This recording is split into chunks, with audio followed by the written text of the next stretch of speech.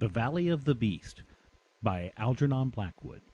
As they emerged suddenly from the dense forest, the Indian halted, and Grimwood, his employer, stood beside him, gazing into the beautiful wooded valley that lay spread below them in the blaze of a golden sunset.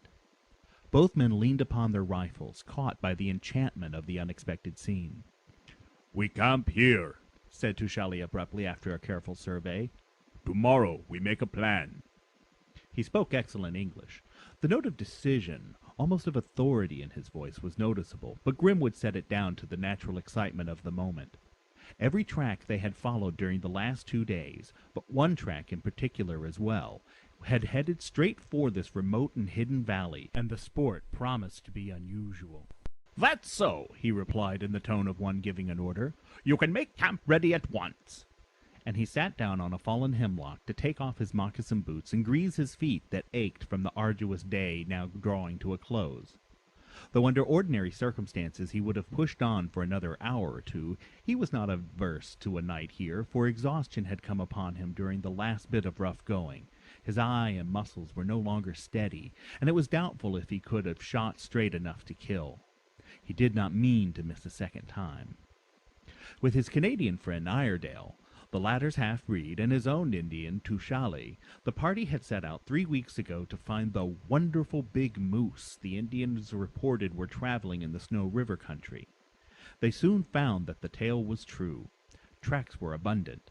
They saw fine animals nearly every day, but though carrying good heads, the hunters expected better still and left them alone. Pushing up the river to a small chain of lakes near its source, they then separated into 2 parties, each with its 9-foot bark canoe, and packed in for 3 days after the yet bigger animals the Indians agreed would be found in the deeper woods beyond.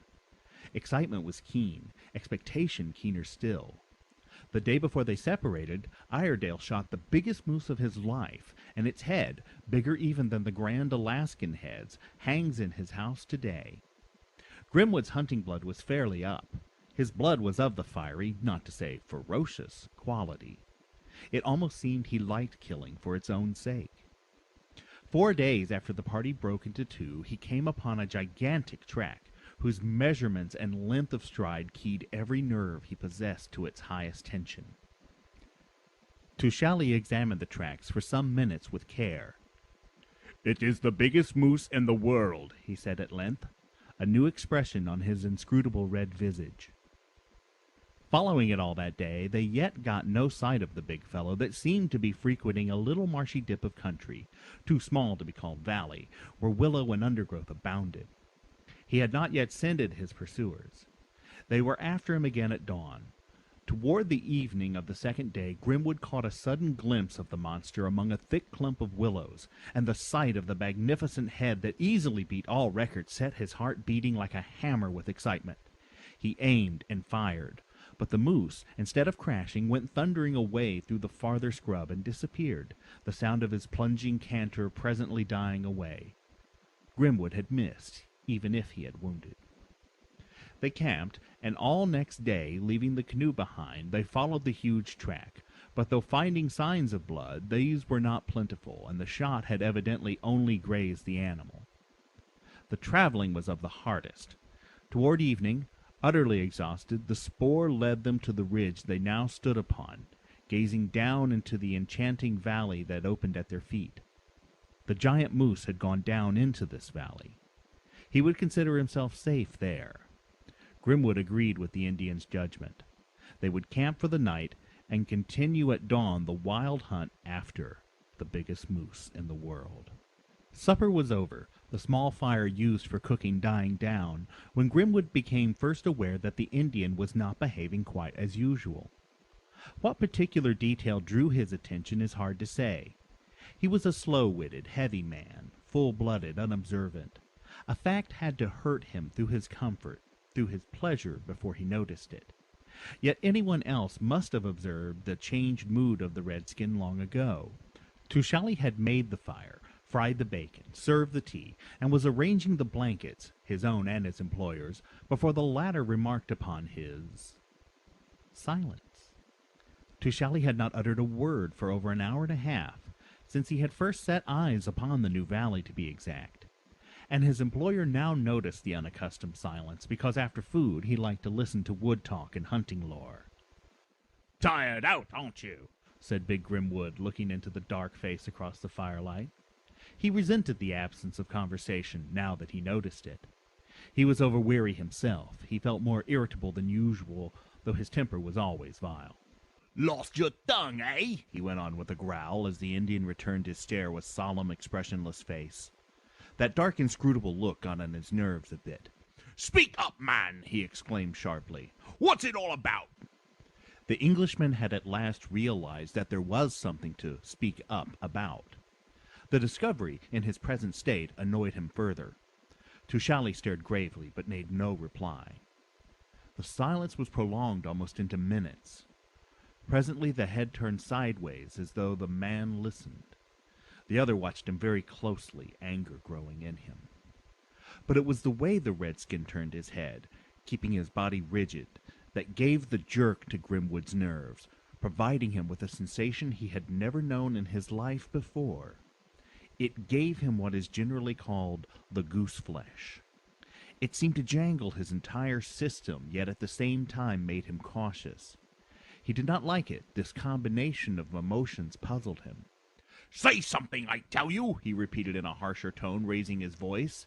He sat up, drawing his great body closer to the fire. "Say something, damn it!"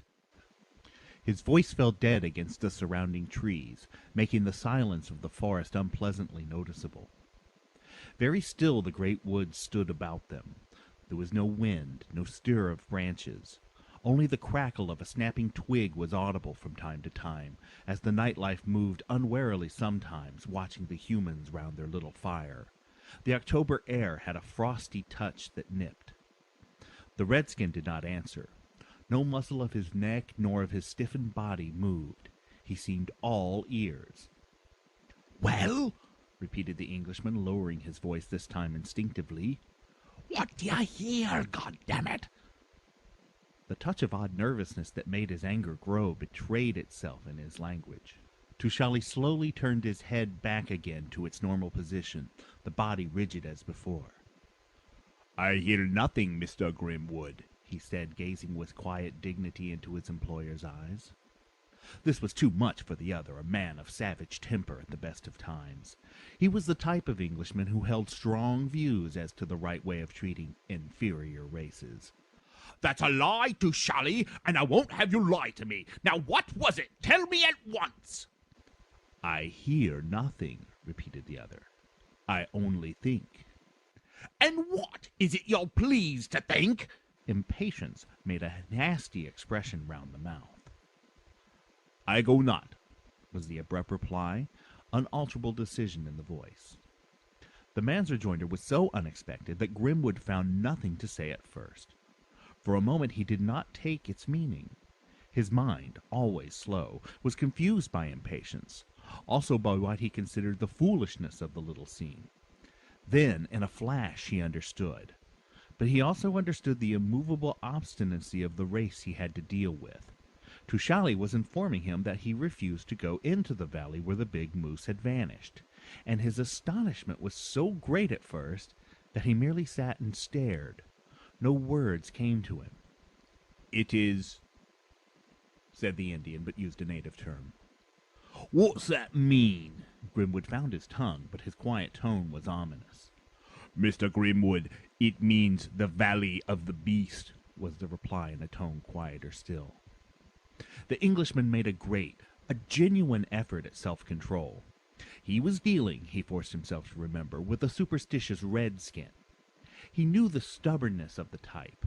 If the man left him, his sport was irretrievably spoilt, for he could not hunt in this wilderness alone, and even if he got the coveted head, he could never get it out alone. His native selfishness seconded his effort. Persuasion, if only he could keep back his rising anger, was his role to play. "The Valley of the Beast," he said, a smile on his lips rather than in his darkening eyes. "But that's just what we want. It's beast we're after, isn't it?" His voice had a false, cheery ring that could not have deceived a child. "But what you mean, anyhow, the Valley of the Beast?" He asked it with a dull attempt at sympathy. It belonged to Ishtot, Mr. Grimwood. The man looked him full in the face, no flinching in the eyes. Our big moose is there, said the other, who recognized the name of the Indian hunting god, and understanding better, felt confident he would soon persuade his men. Tushali, he remembered too, was nominally a Christian. We'll follow him at dawn and get the biggest head the world has ever seen. You will be famous, he added, his temper better and in the hand again. Your tribe will honor you, and the white hunters will pay you much money. He go there to save himself. I go not. The other's anger revived with a leap at this stupid obstinacy. But, in spite of it, he noticed the odd choice of words. He began to realize that nothing now would move the man. At the same time, he also realized that violence on his part must prove worse than useless. Yet violence was natural to his dominant type. That brute Grimwood, was the way most men spoke of him. Back at the settlement, you're a Christian, remember? He tried, in his clumsy way, another line. And disobedience means hellfire. You know that. I, a Christian, at the post, was the reply. But out here, the Red God rule. Ishtot keep that valley for himself. No Indian hunt there. It was as though a granite boulder spoke. The savage temper of the Englishman, enforced by the long, difficult suppression, rose wickedly into sudden flame. He stood up, kicking his blankets aside. He strode across the dying fire to the Indian side. Tushali also rose. They faced each other, two humans alone in the wilderness, watched by countless invisible forest eyes. Tushali stood motionless, yet as though he expected violence from the foolish, ignorant white face. You go alone, Mr. Grimwood. There was no fear in him. Grimwood choked with rage. His words came forth with difficulty, though he roared them into the silence of the forest. I pay you, don't I? You'll do what I say, not what you say. His voice woke the echoes. The Indian, arms hanging by his side, gave the old reply. I go not, he repeated firmly. It stung the other into uncontrollable fury. The beast then came uppermost. It came out. You said that once too often, Tushali, and he struck him brutally in the face. The Indian fell, rose to his knees again, collapsed sideways beside the fire, then struggled back into a sitting position. He never once took his eyes from the white man's face. Beside himself with anger, Grimwood stood over him. Is that enough? Will you obey me now? He shouted. I go not, came the thick reply, blood streaming from his mouth. The eyes had no flinching in them. That valley Ishtot keep. Ishtot see us now. He see you. The last words he uttered with strange, almost uncanny emphasis. Grimwood, arm raised, fist clenched, about to repeat his terrible assault, paused suddenly. His arm sank to his side. What exactly stopped him he could never say. For one thing, he feared his own anger, feared that if he let himself go, he would not stop till he had killed, committed murder. He knew his own fearful temper and stood afraid of it. Yet it was not only that. The calm firmness of the redskin, his courage under pain, and something in the fixed and burning eyes arrested him. Was it also something in the words he had used? Ishtot see you, that stung him into a queer caution midway in his violence? He could not say. He only knew that a momentary sense of awe came over him. He became unpleasantly aware of the enveloping forest, so still, listening in a kind of impenetrable, remorseless silence. This lonely wilderness, looking silently upon what might easily prove murder, laid a faint, inexplicable chill upon his raging blood. The hand dropped slowly to his side again. The fist unclenched itself. His breath came more evenly.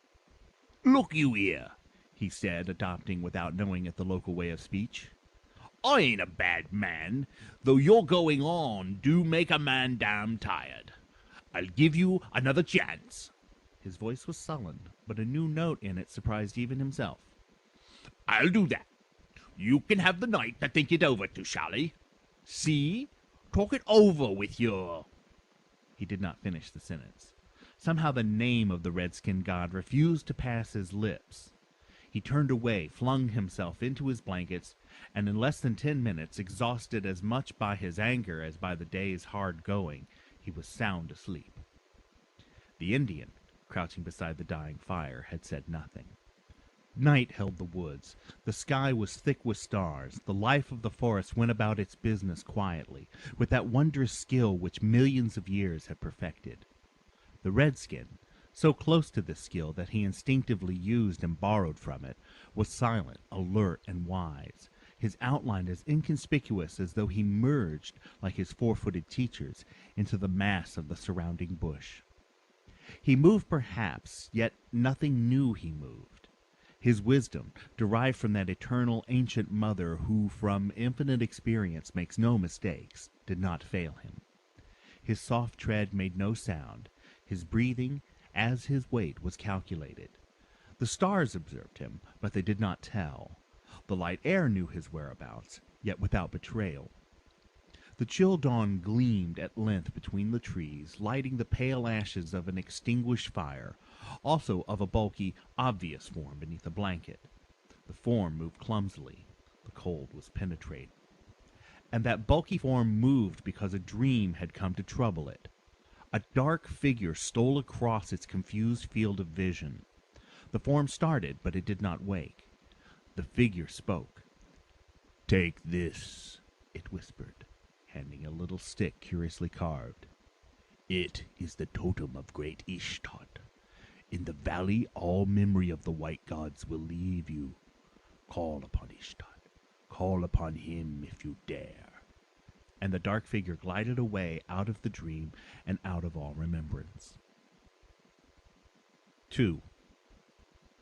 The first thing Grimwood noticed when he woke was that Tushali was not there. No fire burned, no tea was ready. He felt exceedingly annoyed. He glared about him, then got up with a curse to make the fire. His mind seemed confused and troubled. At first he only realized one thing clearly. His guide had left him in the night. It was very cold. He lit the wood with difficulty and made his tea, and the actual world came gradually back to him. The Red Indian had gone. Perhaps the blow, perhaps the superstitious terror, perhaps both had driven him away. He was alone. That was the outstanding fact. For anything beyond outstanding facts, Grimwood felt little interest. Imaginative speculation was beyond his compass. Close to the brute creation, it seemed, his nature lay. It was while packing his blankets, he did it automatically, a dull, vicious resentment in him, that his fingers struck a bit of wood that he was about to throw away when its unusual shape caught his attention suddenly. His odd dream came back then. But was it a dream? The bit of wood was undoubtedly a totem stick. He examined it. He paid it more attention than he meant to, wished to. Following with redskin faithfulness, some code of his own had left him the means of safety. He chuckled sourly, but thrust the stick inside his belt. "One never knows," he mumbled to himself. He faced the situation squarely. He was alone in the wilderness. His capable, experienced woodsman had deserted him. The situation was serious. What should he do? A weakling would certainly retrace his steps, following the track they had made, afraid to be left alone in this vast hinterland of pathless forest. But Grimwood was of another build. Alarmed he might be, but he would not give in. He had the defects of his own qualities. The brutality of his nature argued force. He was determined and a sportsman. He would go on. And 10 minutes after breakfast, having first made a cache of what provisions were left over, he was on his way, down across the ridge and into the mysterious valley, the Valley of the Beast. It looked, in the morning sunlight, entrancing. The trees closed in behind him, but he did not notice. It led him on. He followed the track of the gigantic moose he meant to kill, and the sweet, delicious sunshine helped him. The air was like wine, the seductive spoor of the great beast, with here and there a faint splash of blood on leaves or ground, lay forever just before his eyes. He found the valley, though the actual word did not occur to him, enticing. More and more he noticed the beauty, the desolate grandeur of the mighty spruce and hemlock, the splendor of the granite bluffs, which in places rose above the forest and caught the sun. The valley was deeper, vaster than he had imagined. He felt safe, at home in it, though again these actual terms did not occur to him. Here he could hide forever and find peace. He became aware of a new quality in the deep loneliness. The scenery, for the first time in his life, appealed to him, and the form of appeal was curious. He felt the comfort of it. For a man of his habit, this was odd, yet the new sensations stole over him so gently, their approach so gradual, that they were first recognized by his consciousness indirectly. They had already established themselves in him before he noticed them, and the indirectness took this form, that the passion of the chase gave place to an interest in the valley itself. The lust of the hunt, the fierce desire to find and kill, the keen wish, in a word, to see his quarry within range, to aim, to fire, to witness the natural consummation of the long expedition, these had all become measurably less, while the effect of the valley upon him had increased in strength. There was a welcome about it that he did not understand. The change was singular, yet, oddly enough, it did not occur to him as singular. It was unnatural, yet it did not strike him so. To a dull mind of his unobservant, unanalytical type, a change had to be marked and dramatic before he noticed it. Something in the nature of a shock must accompany it for him to recognize it had happened. And there had been no shock. The spoor of the great moose was much clearer, now that he caught up with the animal that had made it. The blood more frequent. He had noticed the spot where it had rested, its huge body leaving a marked imprint on the soft ground where it had reached up to eat the leaves of saplings here and there was also visible. He had come undoubtedly very near to it, and any minute now might see its great bulk within range of an easy shot. Yet his ardor had somehow lessened. He first realized this change in himself when it suddenly occurred to him that the animal itself had grown less cautious.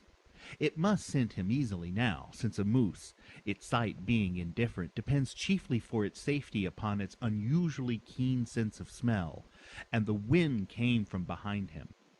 This now struck him as decidedly uncommon. The moose itself was obviously careless of his close approach. It felt no fear.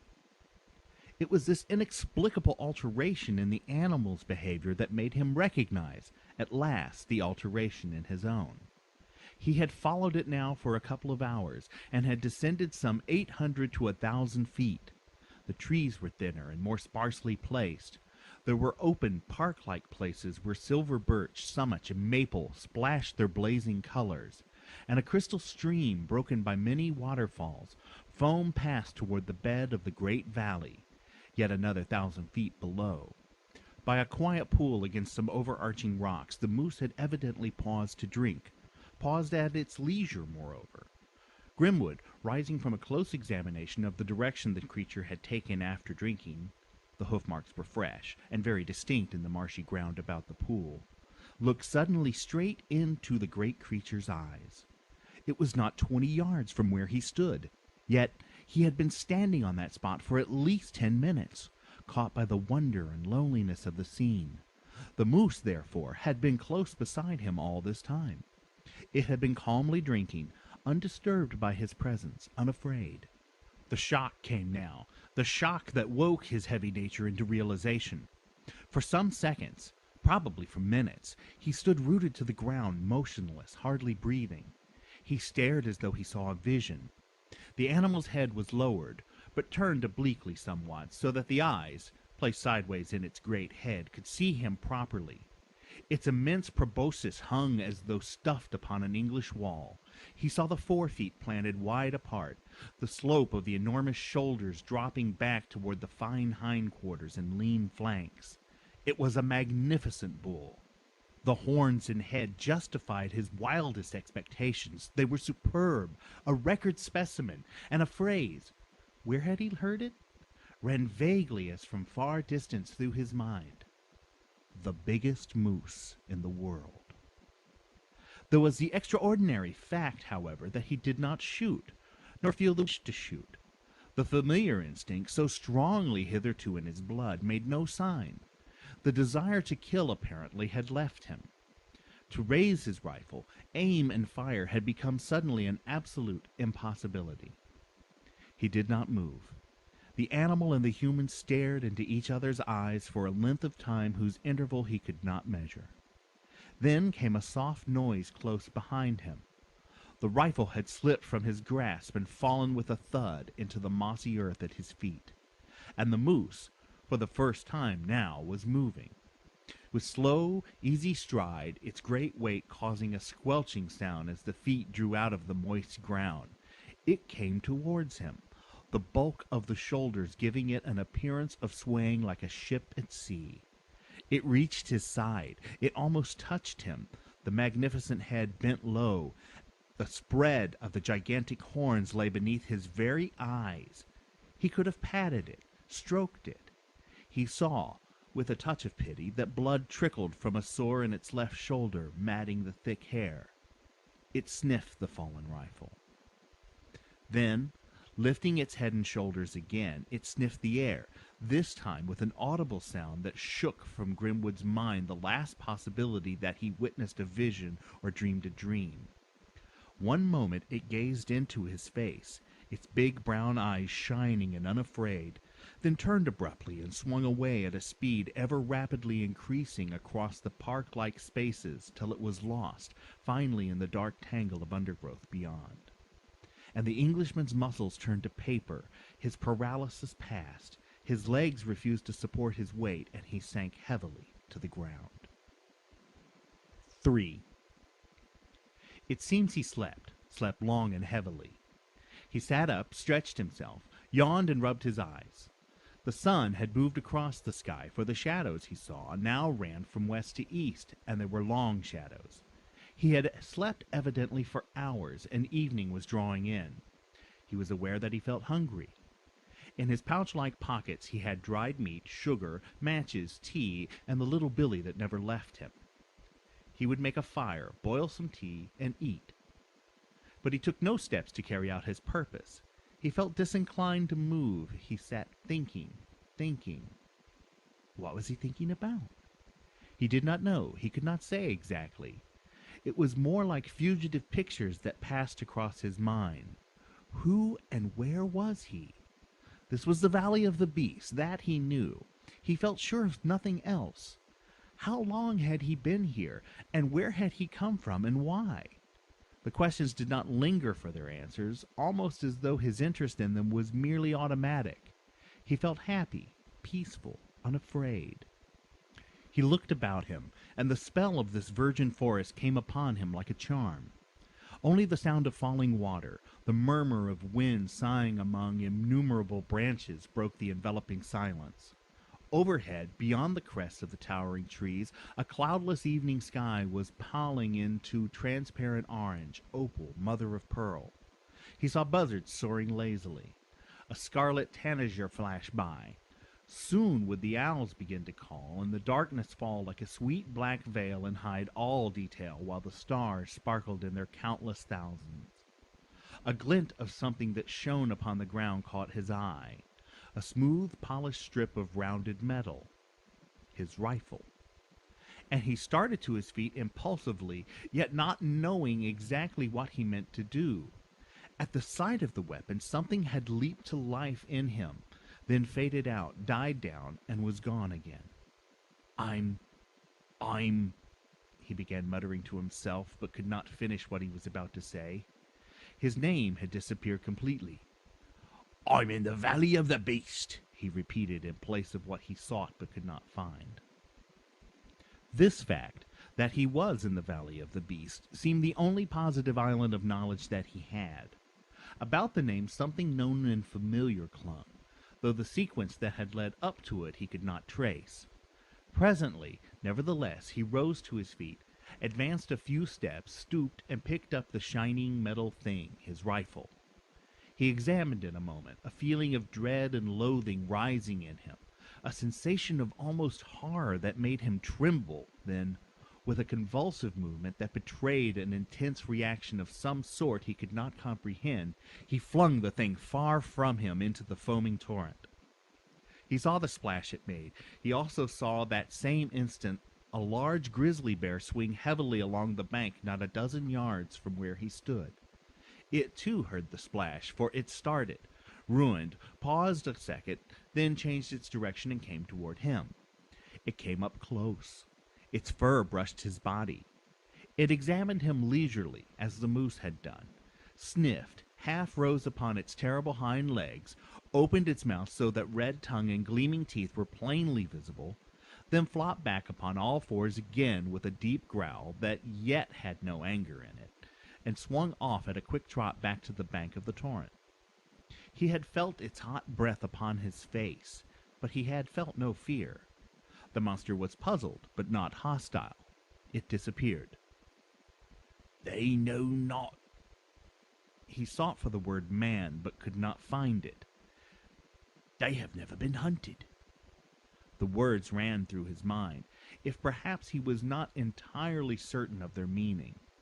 They rose, as it were, automatically. A familiar sound lay in them somewhere. At the same time there rose feelings in him that were equally, though in another way, familiar and quite natural, feelings he had once known intimately but long since laid aside. What were they? What was their origin? They seemed distant as the stars, yet were actually in his body, in his blood and nerves, part and parcel of his flesh. Long, long ago. Oh, how long, how long? Thinking was difficult. Feeling was what he most easily and naturally managed. He could not think for long. Feeling rose up and drowned the effort quickly. That huge and awful bear. Not a nerve, not a muscle quivered in him as its acrid smell rose to his nostrils. Its fur brushed down his legs. Yet he was aware that somewhere there was danger, though not here. Somewhere there was attack, hostility, wicked and calculated plans against him, as against that splendid roaming animal that had sniffed, examined, then gone its own way satisfied. Yes, active attack, hostility and careful, cruel plans against his safety, but not here. Here he was safe, secure, at peace. Here he was happy. Here he could roam at will, no eye cast sideways into forest depths, no ear pricked high to catch sounds not explained, no nostrils quivering to scent alarm. He felt this, but he did not think it. He felt hungry, thirsty too. Something prompted him now at last to act. His billy lay at his feet, and he picked it up. The matches, he carried them in a metal case whose screw top kept out all moisture, were in his hand. Gathering a few dry twigs, he stooped to light them, then suddenly drew back with the first touch of fear he had yet known. Fire! What was fire? The idea was repugnant to him. It was impossible. He was afraid of fire. He flung the metal case after the rifle and saw it gleam in the last rays of sunset, then sink with a little splash beneath the water. Glancing down at his billy, he realized next that he could not make use of it either, nor of the dark, dry, dusty stuff he had meant to boil in water.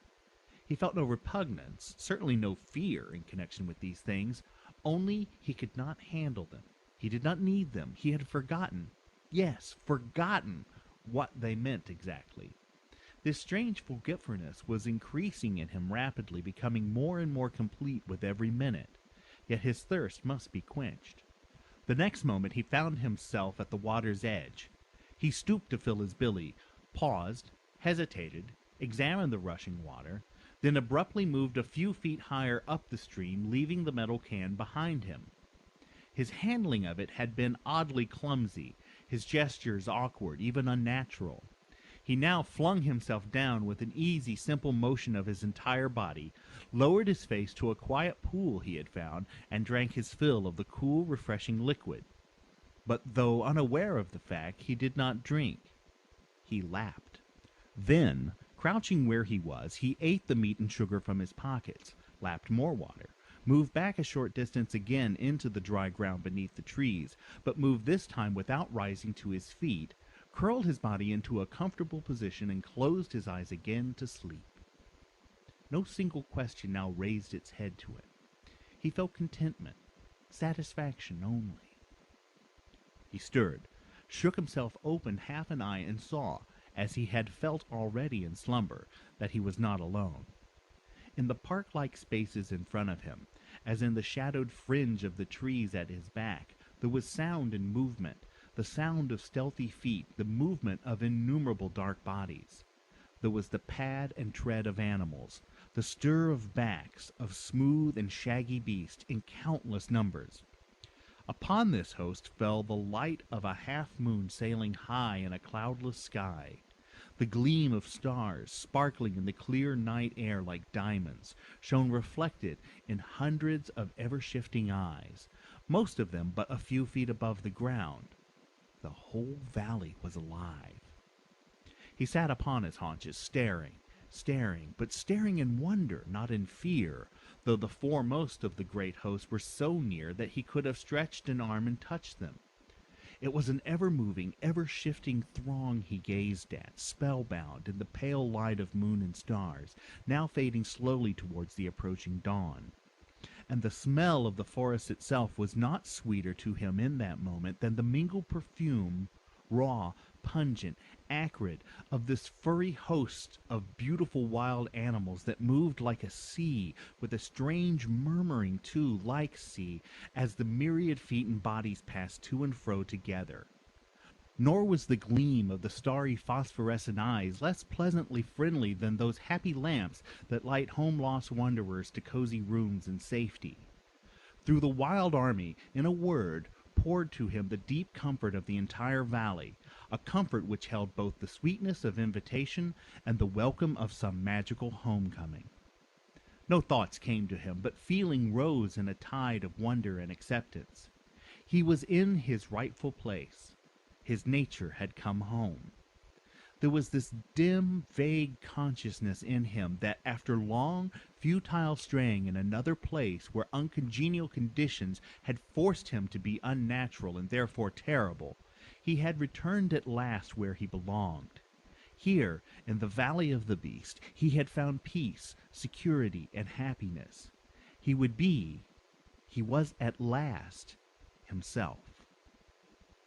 It was a marvelous, even a magical scene he watched, his nerves at highest tension, yet quite steady, his senses exquisitely alert, yet no uneasiness in the full, accurate reports they furnished. Strong as some deep flood tide, yet dim, as with untold time and distance, rose over him the spell of long-forgotten memory of a state where he was content and happy, where he was natural. The outlines, as it were, of mighty primitive pictures flashed before him, yet were gone again before the detail was filled in. He watched the great army of the animals. They were all about him now. He crouched upon his haunches in the center of an ever-moving circle of wild forest life. Great timber wolves he saw pass to and fro, loping past him with long stride and graceful swing, their red tongues lolling out. They swarmed in hundreds.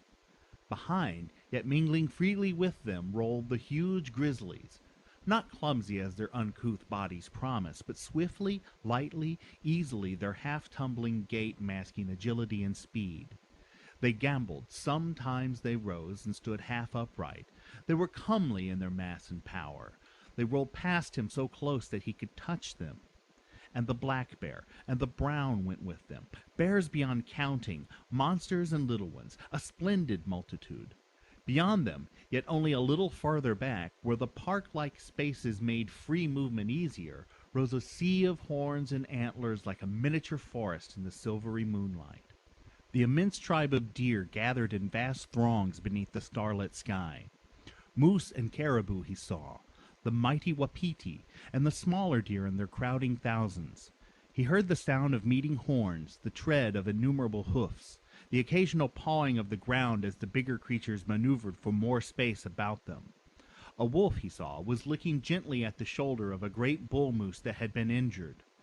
And the tide receded, advanced again, once more receded, rising and falling like a living sea whose waves were animal shapes, the inhabitants of the Valley of the Beast. Beneath the quiet moonlight they swayed to and fro before him. They watched him, knew him, recognized him. They made him welcome. He was aware, moreover, of a world of smaller life that formed an undersea, as it were. Numerous undercurrents, rather, running in and out between the great upright legs of the larger creatures. These, though he could not see them clearly, covered the earth, he was aware, in enormous numbers, darting hither and thither, now hiding, now reappearing, too intent upon their busy purposes to pay him attention like their huger comrades, yet ever and anon tumbling against his back, cannoning from his sides, scampering across his legs even, then gone again with a scuttering sound of rapid little feet, and rushing back into the general host beyond. And with this smaller world also he felt at home. How long he sat gazing, happy in himself, secure, satisfied, contented, natural. He could not say, but it was long enough for the desire to mingle with what he saw, to know closer contact, to become one with them all.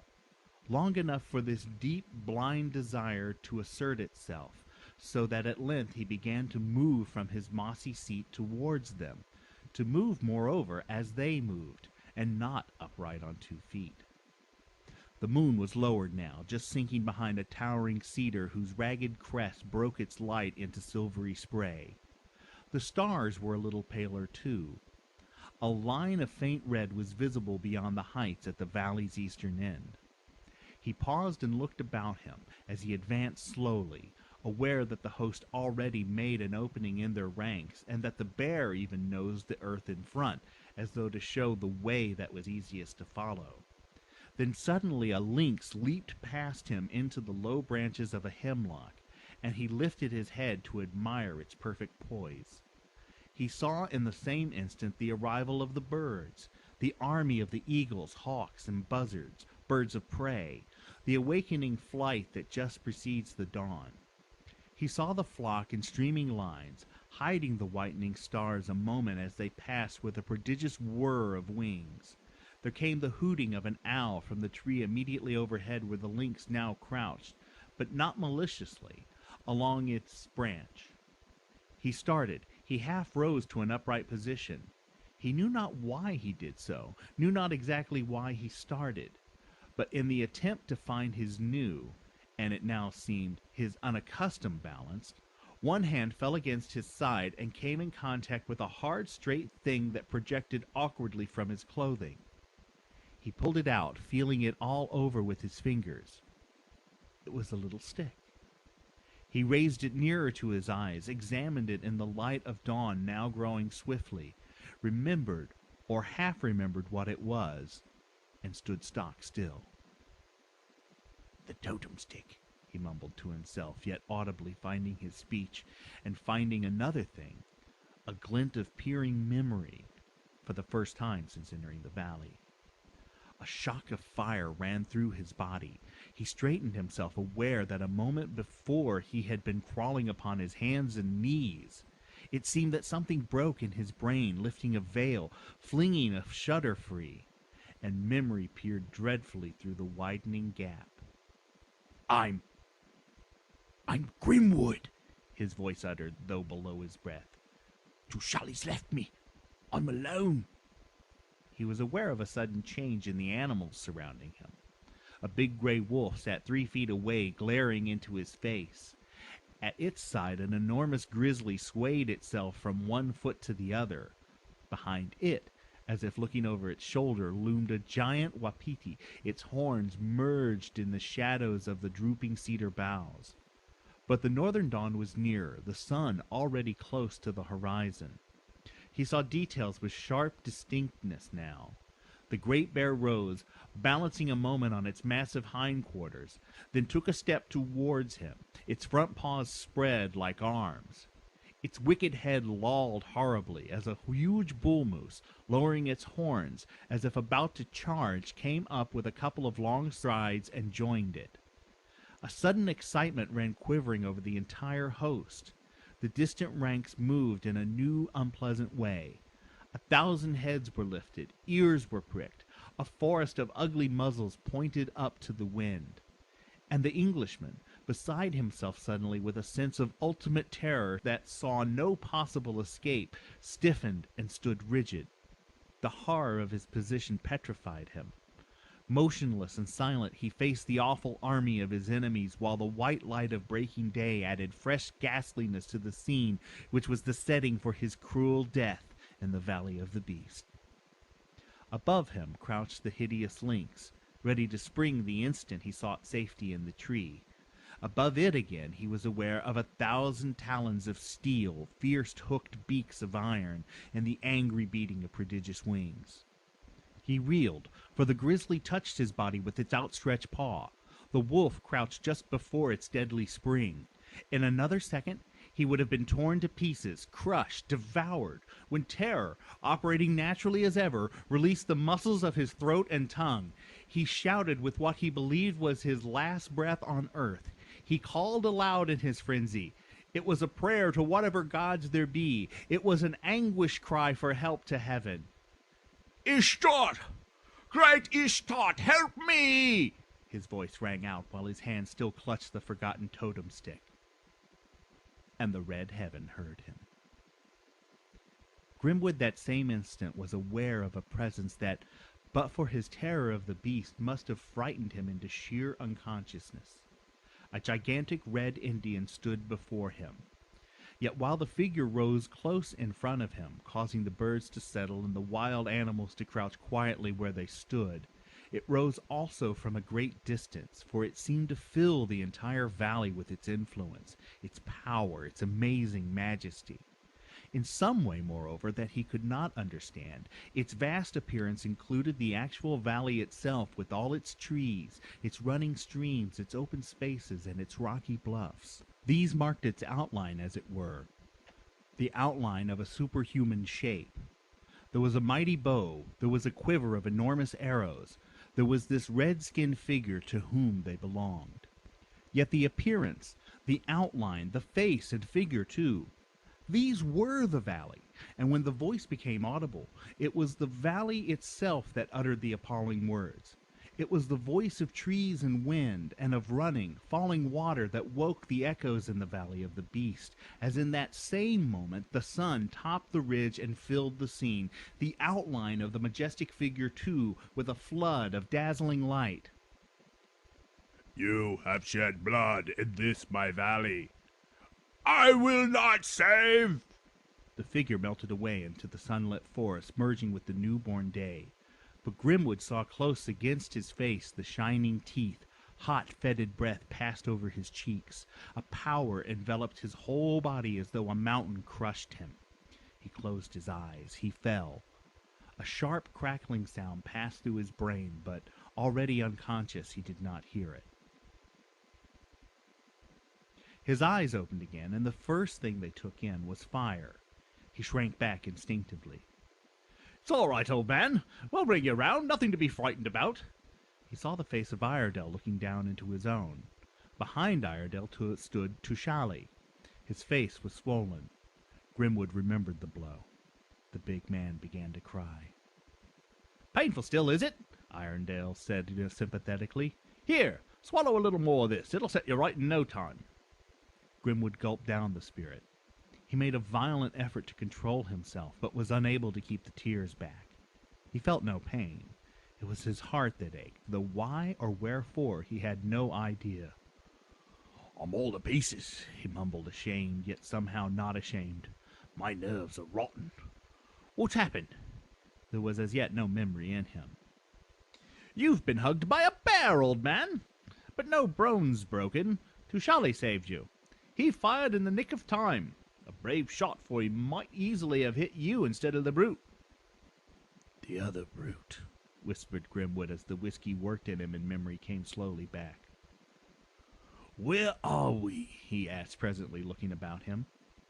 He saw a lake, canoes drawn up on the shore, 2 tents and figures moving. Iredell explained matters briefly, then left him to sleep a bit.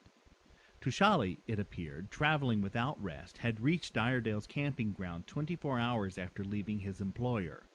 He found it deserted, Iredale and his Indian being on the hunt.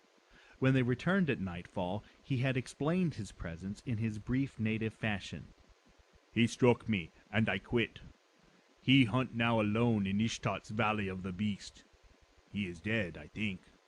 I come to tell you." Iredale and his guide, with Tushali as leader, started off then and there, but Grimwood had covered a considerable distance, though leaving an easy track to follow. It was the moose tracks and the blood that chiefly guided them. They came up with him suddenly enough, in the grip of an enormous bear.